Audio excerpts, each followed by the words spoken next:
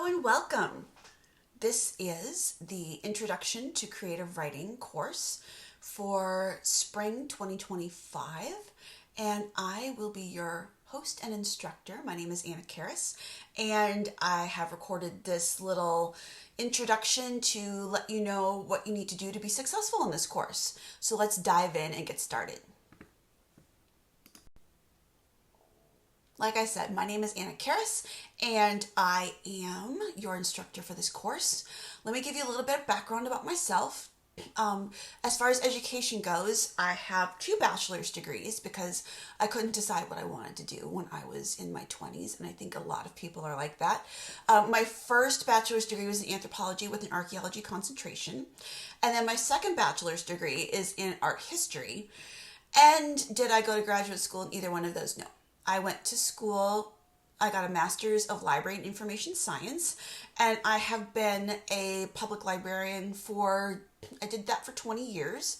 And right now I work full-time at FGCU Library. I am the marketing and communications coordinator, but I am halfway through an MFA in creative writing, and I am very excited to teach you about it because writing is my passion and it's something that I just want to share with everybody.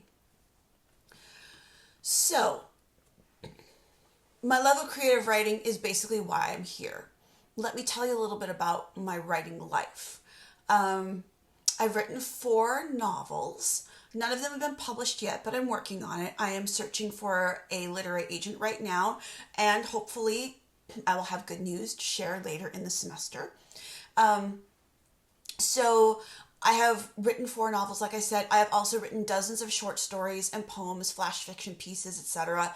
I've had a few things published in literary journals, and I will tell you a little bit more about that later on in this course.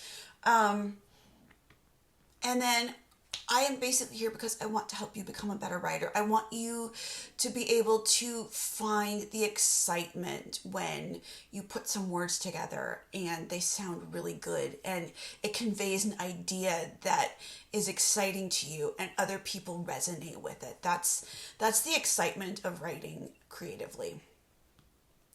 I live in Naples, Florida, and my husband lives with me, I guess. He lives with me. That's him in the pictures with me there. He's the one with no hair. I am the one with the hair. He is Greek American. We spend a lot of time in Greece because he has family there, and it's just gorgeous and amazing, and I absolutely love it. My spare time is spent reading. I love to read. I read everything. I love to write. Obviously, that's why I'm here. And I love to travel. So that's pretty much me in a nutshell. So this class is asynchronous, which means we don't meet at all. You do all your work in Canvas. However, I am on campus 5 days a week. And I do have office hours Mondays from 10 to 11 a.m. I am in the library in Library 220. It is the room right next door to the Lucas Center. It's on the 2nd floor. So if you're going from the west side to the east side or the east side to the west side, you go through that hallway that has like those wavy benches in them, and I'm right there in the corner next to the Lucas Center. So if you're interested, you can always stop by and say hi. I will do my best. My door does have a key card access to it, but during those Monday hours from 10 to 11, you can drop in any time. And I will remember to keep the door cracked. If I don't, please knock. I'm always there. Okay? And if 10 to 11 on Mondays doesn't work for you, we can meet by appointment. All you have to do is reach out to me, and I'd be happy to meet with you anytime that our schedules can allow. Also, I am always available to meet on Zoom according to our schedules. So give me an email and we will get together if you have questions or you want to talk. So, creative writing. What is it? What isn't it? I'm going to start with what it isn't because I think that is something for people coming out of Comp 1 and 2 that this might resonate with you a little bit better. So creative writing isn't a research paper or a composition essay. While there are creative components in it because you're actually using your brain to think of best ways to write down an argument or a persuasive paper or couch an argument. Creative writing isn't something that's supported by facts or data. What creative writing is using your imagination to create original imaginative works like stories, poems, or scripts. And please don't be intimidated if you've never written creatively before. This is an introduction class, which means you'll learn a little bit about a lot of topics, and I promise you it's going to be fun. Don't be intimidated. Don't be afraid. There are no wrong way.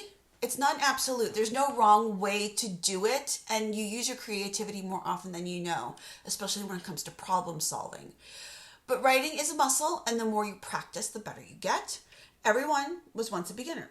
So, like your favorite author that you've read, everything that they've written, they started out once too, and they wrote terribly.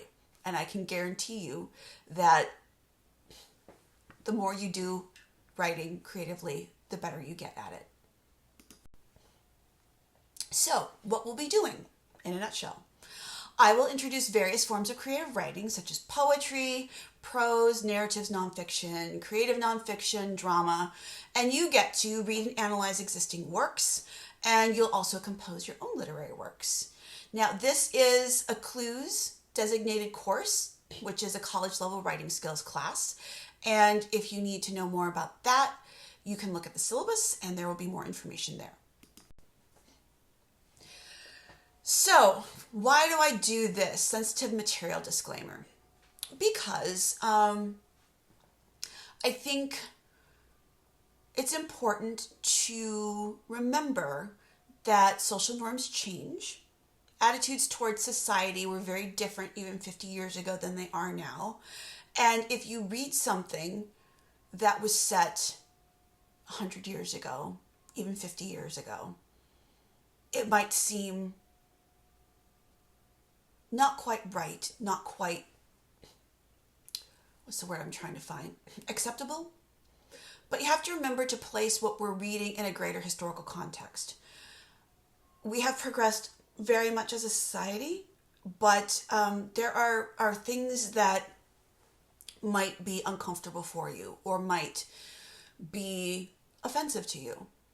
You just have to remember that we need to be open to new points of view. Everybody has a different life experience from our own, and it is good and healthy to understand multiple points of view.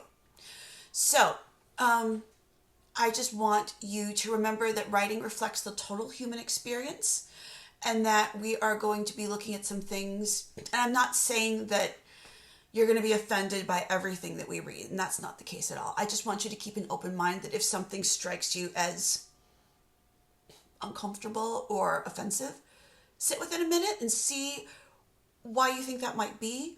Try to put it in the context of where it's coming from, the time period it was written, what life was like then. And by remaining in this course, students understand that they have given their informed consent to exposure to such materials. I'm not saying that it's like a lot of things you're not even going to think about, but sometimes it might strike you odd. If you have a high degree of sensitivity to these matters, you may wish to reconsider your participation in this course. Grades. Yes, grades are very important because college students are very interested in their grades, and rightly so. That's why you're here, right? To get a good education. So grades are fairly straightforward in this class. So you can see my grading scale here. I have cut out the C- grade designation because for Gen Ed requirements, a C- is not sufficient for qualification. So I just cut that out. A D, any designation of a D will not satisfy state core humanities requirement. But that's why I just put any kind of D as one group. And then the last day to withdraw from this course without academic penalty is Monday, March 17th, St. Patrick's Day. So keep that in mind. Grades are divided into three groups. We have three types of assignments that we will be doing in this course. We have creative assignments, which are drafts and revisions of your own original creative work. We have journal entries, and I'll talk a little bit more about all of these in a minute. Quizzes, exercises, and reflections is kind of like the catch-all that is everything else. There are discussion boards in there as well. So that's quizzes, exercises, reflections, and discussion boards. But creative assignments are 60% of your grade, journals 20%, quizzes, exercises, and reflections 20%, which gives you 100%. So let's talk about creative assignments. They are the largest bulk of your grade, 60%, and you will get points for each rough draft and evidence of substantial revision that you turn in. And assignments could be things like poems, character sketches, scenes, memoir, or fiction. I will give feedback often via the rubric. Your questions might be answered in future lectures, and there will be written or verbal comments from me in Canvas. And again, this is 60% of your grade. Okay, so journal entries. I encourage you, but do not require you to keep a physical journal, although let me tell you why I think it's important. Writing things out by hand often allows time for more deliberation. And you're wondering, well, what difference does that make? In creative writing, it makes a big difference because word choice is something that is very important. Getting the right word for something or the right phrase is where the magic happens, basically. So if you want, you can buy yourself a notebook or a fancy little journal with a pretty cover. Get yourself a nice pen. I love gel pens. My husband's a big fountain pen admirer. So I have a couple of those too. And writing things out by hand is often a really good way to deliberate as you're putting words down. I also have an iPad and I often take notes in my iPad with an Apple Pencil. That being said, if writing things by hand is difficult for you or you have issues with handwriting or what have you, that's totally fine. Take notes however it's more comfortable for you. But I just really encourage you, if you want, to try writing things down by hand. There will be several entries per week in journals, and there are two types of journal entries that we're going to be doing in this course. There are going to be course content entries, which reflect on the craft of writing or reading that we will do.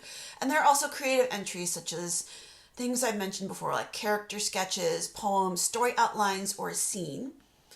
And I'm not going to be collecting these journals, but they are important for you to keep track of anyway, because some of these I will ask you to type up and submit. And this will be at least 2 pages minimum in MLA format, and I'll go into that a little bit later. And again, this is 20% of your grade. The last category, 20%, is quizzes, exercises, and reflections. And they're pretty straightforward. Quizzes are quizzes. They might be on concepts or terms, and they'll be short and they'll be straightforward. And then exercises are basically writing exercises, prompts, that kind of thing. And reflections are you looking at different kinds of readings, thinking about concepts in writing, and figuring out what you really think about them. That is 20% of your grade. Now, what will we read and what will we write? We're going to be reading a lot of different things, and I'm excited about this because I love exposing people to different kinds of writing that maybe they hadn't considered before. We will be doing poetry. Don't be afraid of poetry. Don't fall into don't think of it as a stereotype of things that rhyme, things that don't make sense, things that are cryptic. Poetry can be a lot of fun. It can be very accessible. You just have to read the right poets. There's a lot of modern poets that are extremely fun and extremely interesting, and I can't wait to show you some of them. We're going to be writing journal entries. We're going to be writing descriptions. We're going to be reading scenes. We're going to be reading memoir, which is personal stories from people's lives. We're going to be doing some fiction. So it's going to be a little bit all over the place, and I promise you it's going to be enjoyable. So how much time is this going to take? Well, we all read and retain information at different rates. So I think you're probably going to have about 3 to 5 hours a week, depending on your pace. Some people might read faster. Some people might digest material faster. We are going to do about 20 pages of reading a week, which is typical for a 2000 level writing course. And you will write a few journal entries each week, and there will be those creative assignments as well. So do plan out in advance because these things are important. I will try to get you going with what you need when you need it. So let's talk about planning your week. How does this whole thing work? I want you to know that modules must be completed in order. There'll be one every week, as per usual in Canvas. Within the modules, pages must be completed in order. So you mark complete at the end of each page before you can move on to the next one. Modules open at 8 a.m. on Tuesday morning, and they close the following Sunday night at midnight. Please make sure that your assignment has been submitted before closing Canvas. If it's circling and cycling, don't take that as it's submitted. Make sure that it's done. You might have to refresh. You might have to do that. And don't wait till the last second because 11:59 is 11:59. Did you catch that? Modules must be completed in order.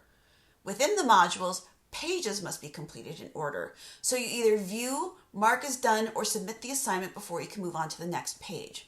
So if you're getting stuck somewhere and you can't advance, make sure you have marked that everything is done.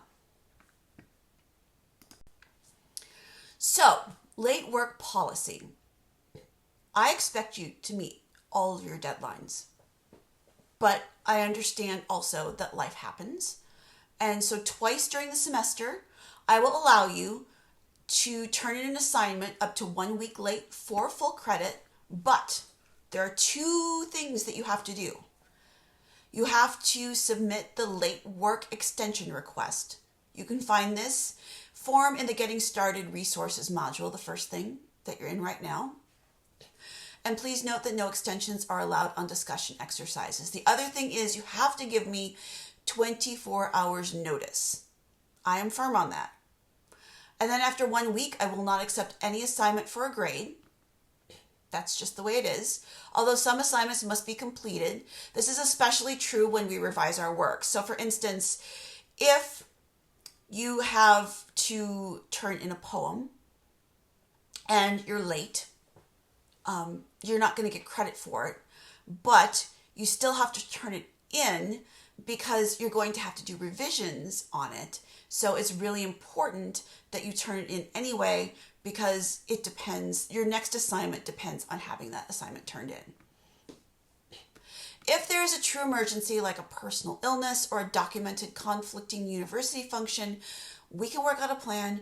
You just have to let me know, and let me know as far in advance as you can. I get getting sick. You don't always know when that's going to happen. But just know that I'm a reasonable person and I will work with you if you truly have an emergency. However, know that my Wi-Fi went down or my computer is broken do not qualify as emergencies. And in the 4 final weeks of the course, I will not accept any late work at all, so please don't ask.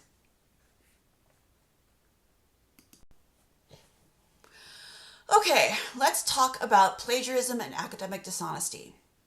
So, sharing information on any assignment or quiz or getting answers from another student of this class, past or present, is academic dishonesty. Just don't. And when I ask for your own thoughts on a matter, taking words or concepts from anyone or anywhere else and failing to attribute them or failing to attribute the material up to that source is plagiarism.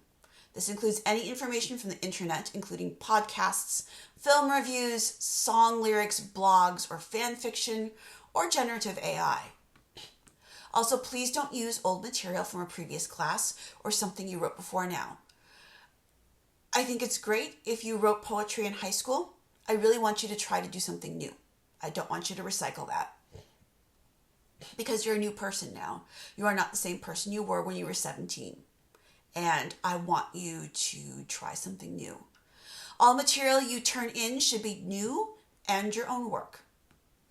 I don't allow fan fiction because it's basically someone else's thoughts. They thought up the characters and they put in the work. You're basically taking that and using it to do something for yourself, but you didn't do all of the work for it.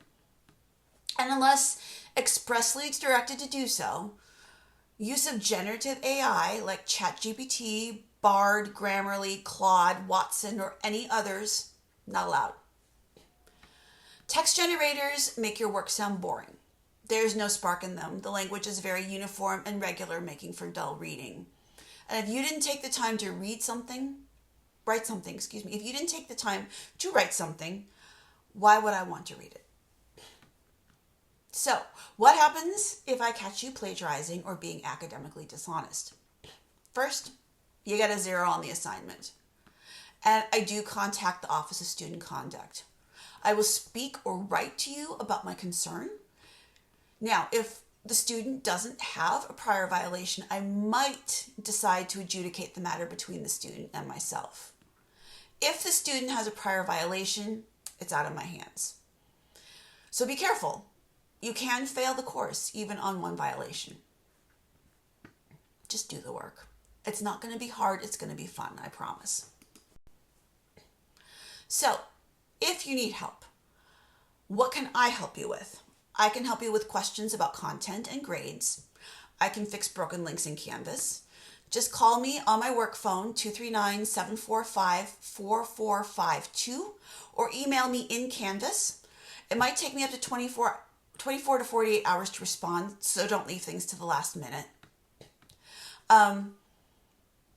Always use Canvas when you are trying to contact me. Since I have basically 2 jobs at the university, my main email is used mostly for my library job, and I try to keep them separate so I don't miss anything. I'm just afraid if you send me an email via my work email address, it will get lost in my inbox. So I will check Canvas at least once every 24 hours. So it's up to you to contact me properly. Now, if you have other problems with technology, it's always good to check in with ITS. ITS has now got a brand new help desk at the library on the 1st floor on the east side, just to the left of the circulation desk. You can walk in anytime. They can help you with logging into Canvas or other Canvas issues if you're having problems. They can do troubleshooting on basic computer issues. And you can call them 239-590-1188 or email them at helpdesk@fgcu.edu. And always remember, you can borrow a laptop from the library 24 hours a day, 7 days a week. The laptop kiosk is in the Starbucks vestibule at the library, and that area is always unlocked. You can go in there anytime and check out a computer, and all you need is your Eagle ID, and so I don't want to hear any excuses of my computer was broken, because you always have access to a computer 24/7. That's pretty much it for me. I hope you're here to have fun. I'm excited to get to know all of you, and I'm excited to usher you on your journey into the world of creative writing. So, thank you, and I look forward to meeting you all, and I will be back with another lecture soon. Bye.